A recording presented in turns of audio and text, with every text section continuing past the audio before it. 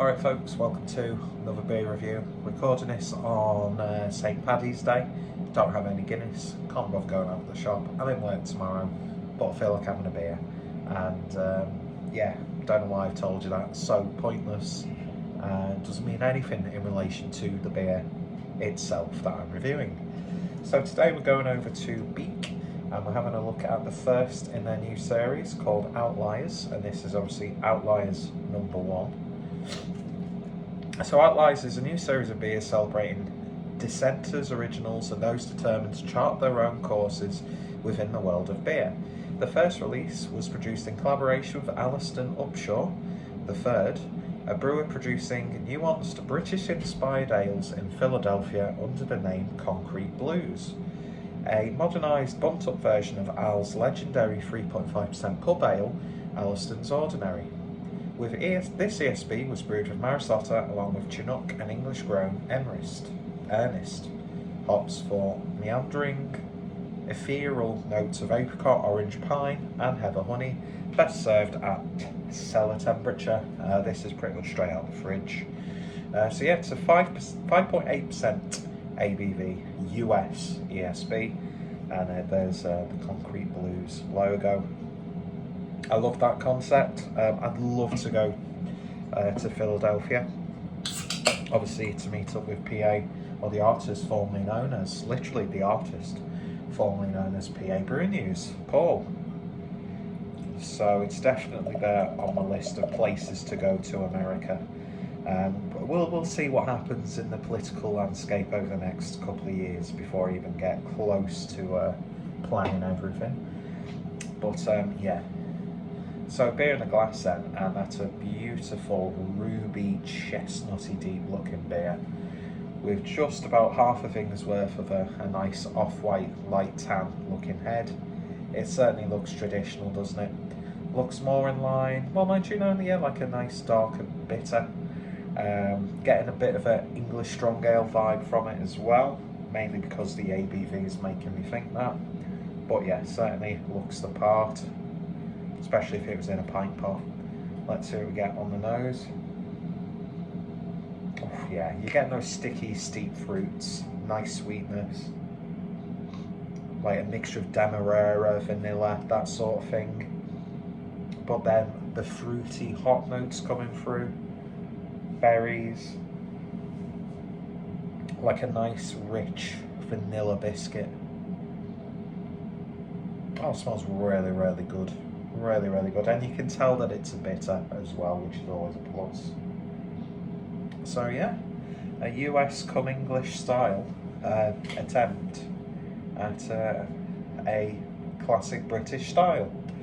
Anyway, big fan of Beak, and I've already had a can of this because I bought 2 cans by mistake. But you might have already seen it, depends when it's uploaded. I did the Full Circle. And their strong bitter. Had the sole intention of doing a side-by-side, but alas, that did not happen. Anyway, so let's give this a try. Cheers. Already smelt it. Why is he going in front of nose? And why is he raising his glass when he already has?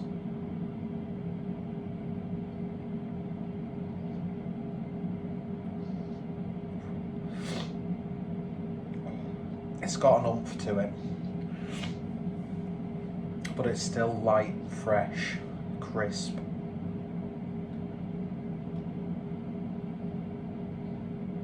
The aftertaste reminds me of an English strong ale. It's got like an equal amount of richness and robustness that you would get with one of those sorts of ales. But yeah, but of course English strong ales are a little bit more sort of like malty, as opposed to having that hot bite, which this has the hoppiness there, nice bitterness on the back end. That sweetness is there. It's got that damp, sweet muskiness that I get from a good bitter. The first can I had of this, I actually thought it was a lot more potent than this. This is actually, for its ABV, It's really nice and laid back, easy drinking. Not that the other can that I had was. It was probably because I had a few beers.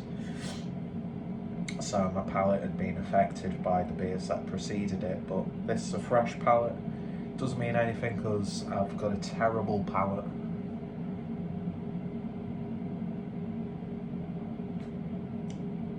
You are getting that like American pininess coming through. It's got a bit of resin character to it. It like sort of reminds me of taking a classic English strong ale and almost having the hop bill of Sierra Nevada Celebration IPA. That's what I'm getting. It's got like a sort of like a West Coast element to it. Just in the middle of making a tea. Yeah, that's really, really nice, that. It's something a bit different, but you know exactly what style it's supposed to be. So it doesn't drift too far away where it's unrecognisable and then charters completely different territory. Like some adaptations and twists on styles where, you know, like hoppy lagers, for example, sometimes just taste like a really piss thin pale ale. Just because of how the hops have been utilised. Or like a mountain IPA, what's the point in that? But you know what I mean, when someone says, this is our contemporary twist, and it's like, that just tastes like this style, which is so far removed from the style that it's supposed to be based on. Why didn't you just use the effort to make a very good version of the style? Look at that wobble on the arm, man. Jesus Christ. But yeah, it's a bitter with a bit of oomph to it. You're definitely getting that American hop side shining through. And then it's got all the robustness of something like a good, well-brewed English strong ale. And it's ticking all the boxes for me, this. It really, really is.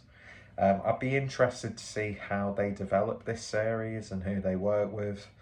I do tend to find that when a brewery does like a specific series, after the first few beers it's dead interesting, and then it just tapers off into like generic, well brewed but generic sort of things where it's like, there's something special about this.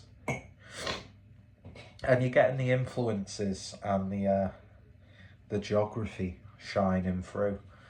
And yeah, I'd love to check out this guy's beers. I love that idea of a British guy settling in the US and brewing classic like British styles but with an American twist, and I'm sure he does a really, you know, other really good styles.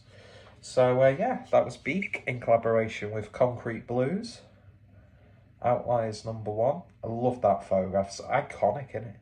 And it looks like he's got good good merch as well, which always helps. Anyway, if you've tried this, let me know your thoughts, opinions down below. If anyone from the US in PA has heard of Concrete Blues, I'd love to hear your thoughts, opinions on the beers that you might have had. Beak, for me, just one of the best British craft breweries. Always, always enjoyable. I've had maybe like 0.2% of the beers that I've had from Beak have been just disappointing, and I think that's a really good statistic.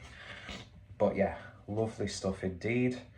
And it will be gone before I start eating, but that would really nicely complement the some fried chicken burgers with salt and pepper fries that I'm going to have for my tea.